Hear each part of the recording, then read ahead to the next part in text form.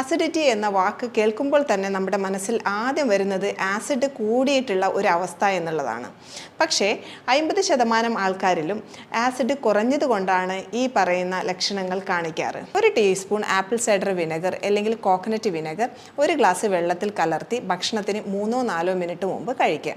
അതിനുശേഷം പ്രോട്ടീൻ അടങ്ങിയ മുട്ട പോലുള്ള ഭക്ഷണങ്ങൾ കഴിക്കുക. ആപ്പിൾ സൈഡർ വിനെഗർ കഴിക്കുമ്പോൾ നമ്മുടെ ശരീരത്തിൽ ആസിഡിൻ്റെ അളവ് വർദ്ധിക്കും. ഇത് കഴിച്ചതിന് ശേഷം ഭക്ഷണം കഴിക്കുമ്പോൾ നമ്മുടെ ഭക്ഷണം ശരിയായ രീതിയിൽ ദഹിക്കുന്നു. അതുകൊണ്ട് തന്നെ നമുക്കൊരു കംഫർട്ടബിൾ ഫീലിംഗ്, സാധാരണ ഉണ്ടാകുന്ന നെഞ്ചരിച്ചലോ വയറ് വീർത്ത് വരുന്ന അവസ്ഥയോ ഏമ്പക്കമോ ഒന്നും വരുന്നില്ലെങ്കിൽ നമുക്ക് മനസ്സിലാക്കാം നിങ്ങൾക്കത് ഹൈപ്പോ അസിഡിറ്റി ആണെന്ന്. ഞാൻ doctor Shefeena, CMO Samyama naturopathy and Ayurveda hospital, Thrikaripur, Kasaragod. ഇന്ന് ജനസംഖ്യയുടെ 75% ആൾക്കാരിലും കണ്ടുവരുന്ന അസിഡിറ്റി എന്ന സബ്ജക്റ്റിനെ കുറിച്ചാണ് ഇന്ന് നമ്മൾ സംസാരിക്കുന്നത്. അസിഡിറ്റി എന്ന വാക്ക് കേൾക്കുമ്പോൾ തന്നെ നമ്മുടെ മനസ്സിൽ ആദ്യം വരുന്നത് ആസിഡ് കൂടിയിട്ടുള്ള ഒരു അവസ്ഥ എന്നുള്ളതാണ്. പക്ഷേ 50% ആൾക്കാരിലും ആസിഡ് കുറഞ്ഞതുകൊണ്ടാണ് ഈ പറയുന്ന ലക്ഷണങ്ങൾ കാണിക്കാറ്. ഹൈപ്പർ അസിഡിറ്റി ആയാലും ഹൈപ്പോ അസിഡിറ്റി ആയാലും ഇതിൽ കണ്ടുവരുന്ന സിംറ്റംസ് ഓൾമോസ്റ്റ് സിമിലറാണ്. സാധാരണ കണ്ടുവരുന്നത് നമുക്ക് ഭക്ഷണം കഴിച്ചു കഴിഞ്ഞാൽ ഉണ്ടാകുന്ന ഒരു നെഞ്ചിനകത്തുണ്ടാകുന്ന എരിച്ചൽ, വയറ് വീർത്ത് വരിക, ഏമ്പക്കം വരിക, കീഴ്വായു വരിക, ശരീരത്തിൽ അങ്ങിങ്ങായി മസിൽ പിടുത്തം വരിക. പലപ്പോഴും ആൾക്കാർ വന്ന് പറയാറ്, ഞാൻ മുമ്പ് കഴിച്ചുകൊണ്ടിരുന്ന പല ഭക്ഷണങ്ങളും അടുത്ത കാലത്തായി എനിക്ക് തീരെ കഴിക്കാൻ പറ്റുന്നില്ല, എസ്പെഷ്യലി മുട്ട, പയറുവർഗ്ഗങ്ങൾ പോലുള്ള ഭക്ഷണങ്ങൾ. നമ്മൾ കഴിക്കുന്ന ഭക്ഷണത്തിൽ പലതരത്തിലുള്ള ബാക്ടീരിയയും ഫംഗസും അടങ്ങിയിരിക്കുന്നു. നമ്മുടെ സ്റ്റൊമക്കിൽ നല്ല ആസിഡ് pH ഉണ്ടെങ്കിൽ മാത്രമേ ഈ പറയുന്ന ബാക്ടീരിയയും ഫംഗസും നശിച്ചു പോവുകയുള്ളൂ. അതുമാത്രമല്ല, നമ്മുടെ ഭക്ഷണത്തിലുള്ള പ്രോട്ടീൻ വിഘടിക്കുകയും അതിൻ്റെ കണ്ടൻറ്റ് ശരീരത്തിലേക്ക് ആഗിരണം ചെയ്യപ്പെടുകയാണെങ്കിലും നമ്മുടെ സ്റ്റൊമക്കിൽ നല്ല ആസിഡ് pH ആവശ്യമാണ്. അപ്പോൾ ആസിഡ് ഇല്ലെങ്കിൽ നമ്മൾ കഴിക്കുന്ന ഭക്ഷണം ശരിയായ രീതിയിൽ ദഹിക്കില്ല. ഈ ദഹിക്കാത്ത ഭക്ഷണം അവിടെ ചെറുകുടലിൽ കെട്ടിക്കിടന്ന് അത് താഴത്തേട്ട് പോവാൻ സാധിക്കില്ല. ഫോർ എക്സാമ്പിൾ, നമ്മൾ പച്ചക്കറി ഒരുപാട് കാലം എടുക്കാതെ അവിടെ തന്നെ വെച്ച് കഴിഞ്ഞ് കഴിഞ്ഞാൽ അത് അവിടെ നിന്ന് നശിച്ചു പോകുന്നതായി കാണാറുണ്ട്. ഇതേ അവസ്ഥ നമ്മുടെ ശരീരത്തിൽ വരും. ഈ കെട്ടിക്കിടക്കുന്ന ഭക്ഷണം അവിടെ നിന്ന് ചീഞ്ഞു പോവുകയും അവിടെ ചീഞ്ഞു പോയിട്ട് അവിടെ ബാക്ടീരിയകൾ വളരാൻ സാധിക്കും. ഇങ്ങനെ വളരുന്ന ബാക്ടീരിയകൾ കണ്ടമാനം ഗ്യാസ് നമ്മുടെ ശരീരത്തിൽ പ്രൊഡ്യൂസ് ചെയ്യും. ഈ ഗ്യാസാണ് നമുക്ക് ഏമ്പക്കമായും കീഴ്വായുവായും വരുന്നത്. ഇതാണ് ഹൈപ്പോ അസിഡിറ്റി ഉണ്ടെങ്കിൽ നമ്മൾ എക്സ്പീരിയൻസ് ചെയ്യുന്ന സിംറ്റംസിന് കാരണം. മുട്ട, ചിക്കൻ, കടല ഇവയൊക്കെ കഴിക്കുമ്പോൾ നിങ്ങൾക്ക് ഇമ്മീഡിയറ്റായിട്ട് ഒരു ഗ്യാസിൻ്റെ പ്രശ്നം വരുന്നുണ്ടോ? അങ്ങനെയാണെങ്കിൽ നിങ്ങൾക്ക് ഹൈപ്പോ അസിഡിറ്റി ആയിരിക്കാം. ഹൈപ്പോ അസിഡിറ്റി ആയാൽ നമ്മുടെ ശരീരത്തിന് കിട്ടേണ്ട പല മിനറൽസിൻ്റെയും ആഗിരണം ശരിയായ രീതിയിൽ നടക്കാതെ വരികയും അതുകൊണ്ട് തന്നെ നമുക്ക് മുടി കഴിച്ചൽ പോലുള്ള അവസ്ഥകൾ വരാനുള്ള ചാൻസ് ഉണ്ട്. അതുകൂടാതെ ഹീമോഗ്ലോബിൻ താഴത്തോട്ട് വരുന്നതായിട്ടും ബ്ലഡ് ടെസ്റ്റ് ചെയ്യുമ്പോൾ അതിൽ ഫെറിറ്റിൻ്റെ അളവ് താഴത്തോട്ട് പോയിട്ടും നമുക്ക് കാണാൻ സാധിക്കുന്നതാണ്. നമുക്ക് പ്രോട്ടീൻ്റെ അബ്സോർപ്ഷൻ ശരിയായ രീതിയിൽ നടക്കാത്തത് കൊണ്ട് തന്നെ നമ്മൾക്ക് മസിൽ വീക്ക്നെസ് ആയിട്ടും അതുകൂടാതെ നമുക്ക് എപ്പോഴും ക്ഷീണം ഉണ്ടാകുന്ന ഒരവസ്ഥ ഉണ്ടാവാനും ചാൻസ് ഉണ്ട്. ഹൈപ്പോ അസിഡിറ്റി ഉണ്ടായിക്കഴിഞ്ഞ് കഴിഞ്ഞാൽ നമ്മുടെ ശരീരത്തിന് ആവശ്യം വേണ്ട പല മിനറൽസിൻ്റെയും അബ്സോർപ്ഷൻ ശരിയായ രീതിയിൽ നടക്കാതെ വരികയും അതുകൊണ്ട് തന്നെ മുടി കൊഴിച്ചൽ പോലുള്ള അവസ്ഥയിലേക്ക് പോകാനും സാധ്യതയുണ്ട്. ബ്ലഡ് ടെസ്റ്റിൽ ഹീമോഗ്ലോബിൻ്റെ അളവും ഫെറിറ്റിൻ്റെ അളവും താഴത്തോട്ട് പോകുന്നതായി കാണാം. പലതരത്തിലുള്ള മസിൽ വീക്ക്നെസ്സിനും ചാൻസ് കൂടുതലാണ്. എന്തുകൊണ്ടെന്നാൽ പ്രോട്ടീൻ്റെ ശരിയായ രീതിയിലുള്ള അബ്സോർപ്ഷനും ആഗിരണത്തിനും നല്ല ഒരു ആസിഡ് എൻവിറോൺമെൻറ്റിൻ്റെ ആവശ്യകതയുണ്ട്. അതുകൊണ്ട് തന്നെ എപ്പോഴും ക്ഷീണം തോന്നാനുള്ള ചാൻസും ഉണ്ട്. എത്ര ഉറങ്ങിയാലും വീണ്ടും വീണ്ടും ഉറങ്ങാനുള്ള ഒരു ടെൻഡൻസി തോന്നാനും സാധ്യതയുണ്ട്. അപ്പോൾ ഇത് നമുക്ക് ഹൈപ്പോ അസിഡിറ്റി ആണോ എന്നത് നമുക്ക് എങ്ങനെ മനസ്സിലാക്കാം? സാധാരണയായി നമുക്ക് വയറിൽ കുറേ കാലമായിട്ടുള്ള പ്രശ്നം ഒരു എൻഡോക്രൈനോളജിസ്റ്റിൻ്റെ അടുത്ത് പോയി പറഞ്ഞു കഴിഞ്ഞ് കഴിഞ്ഞാൽ ചില കേസിലെങ്കിലും എൻഡോസ്കോപ്പിയാണ് സജസ്റ്റ് ചെയ്യാറ്. എൻഡോസ്കോപ്പി ചെയ്ത് കഴിഞ്ഞ് കഴിഞ്ഞാൽ അതിൽ നമുക്ക് എച്ച് പൈലോറി ബാക്ടീരിയയുടെ സാന്നിധ്യം കാണാം.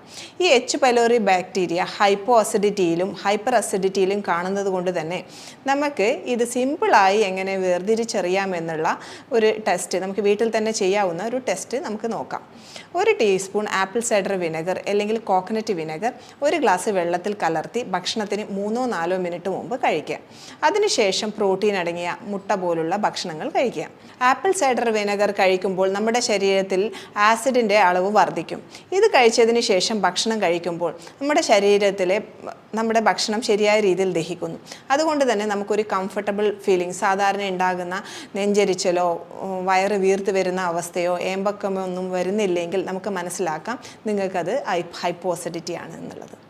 അതുകൂടാതെ തന്നെ നമ്മളൊരു ഫിസിഷ്യൻ്റെ അടുത്ത് പോയി പറയുകയാണെങ്കിൽ നമുക്ക് HCl ടാബ്ലറ്റ് ടെസ്റ്റ് പോലുള്ള ടെസ്റ്റുകൾ അവൈലബിൾ ആണ്. പക്ഷേ അതൊരു എക്സ്പേർട്ട് ഡോക്ടറുടെ ഗൈഡൻസിൽ മാത്രം ചെയ്യുക. ഇനി ഹൈപ്പർ അസിഡിറ്റി ആണെങ്കിൽ നിങ്ങളുടെ സിംറ്റംസ് ഇത് കഴിച്ചതിന് ശേഷം കൂടും. പുളിച്ചു തേട്ടൽ അല്ലെങ്കിൽ നെഞ്ചരിച്ചലൊക്കെ നന്നായി കൂടുന്നതായി കാണാം. ഇത് നമുക്ക് സിമ്പിളായി ഡിഫറൻഷ്യേറ്റ് ചെയ്യാൻ പറ്റുന്ന ഒരു ടെക്നിക്കാണ് ഈ ആപ്പിൾ സൈഡർ വിനെഗർ ടെസ്റ്റ് എന്ന് പറയുന്നത്. എന്തുകൊണ്ടാണ് ഈ ഹൈപ്പോ അസിഡിറ്റി ഉണ്ടാകുന്നത് എന്നുള്ളതിന് മെയിൻ കാരണം നമ്മൾ നേരത്തെ പറഞ്ഞിട്ടുള്ള H. പൈലോറിയുടെ സാന്നിധ്യം തന്നെയാണ്. മറ്റൊന്ന് ആൻറ്റിബയോട്ടിക്കുകളുടെ ഓവർ യൂസേജ് ആണ്. ചില കേസുകളിൽ ആൻറ്റിബയോട്ടിക്കുകളുടെ ഉപയോഗം വളരെ സഹായകമാണെങ്കിലും കണ്ടമാനമുള്ള ആൻറ്റിബയോട്ടിക്കുകളുടെ ഉപയോഗം ഈ ഹൈപ്പർ അസിഡിറ്റി എന്ന കണ്ടീഷനിലേക്ക് നയിക്കാൻ സാധ്യതയുണ്ട്. ഇനി ഹൈപ്പർ അസിഡിറ്റിയുള്ള പല ആൾക്കാരും ഡോക്ടറുടെ അടുത്ത് പോകാറ് പോലുമില്ല. അടുത്തുള്ള ഫാർമസികളിൽ പോയിട്ട് ഏതെങ്കിലും തരത്തിലുള്ള പാൻഡാപ്രസോൾ പോലുള്ള അല്ലെങ്കിൽ ജെലുസിൽ പോലുള്ള ആൻറ്റാസിഡ് വാങ്ങി കൂടുതലായി കഴിക്കുന്നത് കാണാറുണ്ട്. ഈ തരത്തിലുള്ള ആൻറ്റാസിഡിൻ്റെ ഉപയോഗവും നിങ്ങളെ ഹൈപ്പോ അസിഡിറ്റിയിൽ എത്തിച്ചേക്കാം. അപ്പോൾ ശരിയായ രീതിയിലുള്ള ഒരു ഡയഗ്നോസിസ്, അതായത് ഹൈപ്പോ അസിഡിറ്റി ആണോ ഹൈപ്പർ അസിഡിറ്റി ആണോ എന്ന് കണ്ടുപിടിക്കുകയാണെങ്കിൽ നിങ്ങൾക്ക് ലൈഫ് ലോങ് ആയിട്ടുള്ള ഒരു സഫറിങ്സിന് ഒരു കംപ്ലീറ്റ് ആയിട്ടുള്ള സൊല്യൂഷനിലേക്ക് എത്താൻ സാധിക്കും. എങ്ങനെ നമുക്ക് ഹൈപ്പോ അസിഡിറ്റി മാനേജ് ചെയ്യാൻ പറ്റുമെന്ന് നോക്കാം. ട്രഡീഷണലായി നമ്മൾ അസിഡിറ്റിയെ അഗ്നിമാന്ദ്യം എന്നാണ് പറയുന്നത്. അഗ്നി എന്ന് പറഞ്ഞു കഴിഞ്ഞാൽ ഡൈജസ്റ്റീവ് ഫയർ, അതായത് സ്റ്റൊമക് ആസിഡ്. സ്റ്റൊമക് ആസിഡിൻ്റെ കുറവിനെയാണ് നമ്മൾ സാധാരണ ഹൈപ്പോ അസിഡിറ്റി എന്ന് പറയുന്നത്. സ്റ്റൊമക് ആസിഡിനെ ഉത്തേജിപ്പിക്കാനുള്ള ചില ടെക്നിക്കുകളാണ് ഇതിൻ്റെ മാനേജ്മെൻറ്റിൽ മെയിനായി നമ്മൾ ചെയ്യേണ്ടത്. ഇതിന് നമുക്ക് ആപ്പിൾ സൈഡർ വിനെഗർ നന്നായി സഹായകമാണ്. പക്ഷേ ലോങ് ടൈം ആയിട്ടുള്ള ആപ്പിൾ സൈഡർ വിനെഗറിൻ്റെ ഉപയോഗം ദ്രവിച്ചു പോകാനുള്ള ചാൻസ് ഉള്ളത് കൊണ്ട് തന്നെ നമുക്ക് ഇതിൻ്റെ ടാബ്ലറ്റ് ഫോമിൽ ആപ്പിൾ സൈഡർ വിനെഗറിൻ്റെ ടാബ്ലറ്റ് ഫോം ഉപയോഗിക്കുന്നതായിരിക്കും കൂടുതൽ സഹായകം. രണ്ടാമതായി ജിഞ്ചർ. ഇഞ്ചി നല്ലൊരു ആസിഡ് സ്റ്റിമുലേറ്ററാണ്. അതുകൊണ്ട് തന്നെ അല്പം ഡയല്യൂട്ട് ചെയ്തിട്ടുള്ള ഇഞ്ചി നീര് ഭക്ഷണത്തിന് ശേഷം കഴിക്കുന്നതും ഹൈപ്പോ അസിഡിറ്റി മാനേജ് ചെയ്യാൻ വളരെ സഹായകമാണ്. പിന്നെ ചിത്രഗാതി വെടി, ഈ ഹെർബിൻ്റെ ഉപയോഗവും ഈ ഹൈപ്പോ അസിഡിറ്റി മാനേജ് ചെയ്യാൻ വളരെയധികം സഹായകമാണ്. അതുപോലെ തന്നെ മറ്റൊന്നാണ് ലൈം വാട്ടർ. ഭക്ഷണത്തിന് ശേഷം അല്പം ഡയലൂട്ട് ചെയ്തിട്ടുള്ള ലൈം ജ്യൂസ് കഴിക്കുന്നതും ഈ ഡൈജസ്റ്റീവ് എൻസൈംസിനെ ഉത്തേജിപ്പിക്കാൻ സഹായകമാണ്. ഇതിൻ്റെ കൂടെ സ്റ്റൊമക് ആസിഡിൻ്റെ ഉത്തേജിപ്പിക്കാൻ സഹായിക്കുന്ന ഒരു ഇമ്പോർട്ടൻ്റ് ആയിട്ടുള്ള മിനറലാണ് സിങ്ക്. സിങ്ക് ഇല്ലെങ്കിൽ സ്റ്റൊമക് ആസിഡിൻ്റെ ഉൽപ്പാദനം കുറയാൻ സാധ്യതയുണ്ട്. അതുകൊണ്ട് തന്നെ സിങ്കിൻ്റെ സപ്ലിമെൻറ്റ്സ് എടുക്കുന്നതും വളരെ സഹായകമാണ്. സിങ്ക് അടങ്ങിയിരിക്കുന്ന ഭക്ഷണം മെയിനായിട്ടും നട്ട്സിലും സീഡ്സിലുമാണ് കാണപ്പെടുന്നത്. ഇത് ഗ്യാസ് പ്രൊഡ്യൂസിങ് ടൈപ്പ് ഓഫ് ഭക്ഷണം ആയതുകൊണ്ട് തന്നെ നമുക്ക് സപ്ലിമെൻറ്റിൻ്റെ രൂപത്തിൽ കഴിക്കുന്നതായിരിക്കും കൂടുതൽ നല്ലത്. 90% ജനങ്ങളും വിചാരിക്കുന്നത് സ്റ്റൊമക്ക് ആസിഡ് കൂടിയത് കൊണ്ടാണ് ഈ ഗ്യാസിൻ്റെ പ്രശ്നം എന്നുള്ളതാണ്. ഈ രീതിയിലുള്ള ഒരു ട്രീറ്റ്മെൻറ്റ് എടുക്കുന്നത് കൊണ്ടാവാം ലൈഫ് ലോങ് ആയിട്ടുള്ള ഒരു ടാബ്ലറ്റ് എടുക്കേണ്ടി വരുന്നതും ഒരു പെർമനൻ്റ് ആയിട്ടുള്ള ഒരു ക്യൂർ നമുക്ക് ഇതിൽ കിട്ടാത്തതും. അതുകൊണ്ട് തന്നെ നമുക്ക് ഈ പറഞ്ഞിരിക്കുന്ന സിമ്പിൾ ആയിട്ടുള്ള ടെക്നിക്കുകൾ ഉപയോഗിച്ച് ഇത് ഹൈപ്പോ ആണോ ഹൈപ്പോർ ആണോ എന്ന് മനസ്സിലാക്കിയതിന് ശേഷം നമ്മൾ ഹൈപ്പോ അസിഡിറ്റി ആണെങ്കിൽ ഈ പറഞ്ഞിരിക്കുന്ന ഭക്ഷണ രീതി ഫോളോ ചെയ്തതിന് ശേഷം 1-2 മാസത്തിന് ശേഷം കംപ്ലീറ്റ് ആയിട്ട് ഈ ഹൈപ്പോ അസിഡിറ്റിക്ക് ഒരു കംപ്ലീറ്റ് ആയിട്ടുള്ള ഒരു ക്യൂർ നമുക്ക് കാണാൻ സാധിക്കുന്നതാണ്. മറ്റൊരു ടോപ്പിക്കുമായി വീണ്ടും കാണാം. Thank you.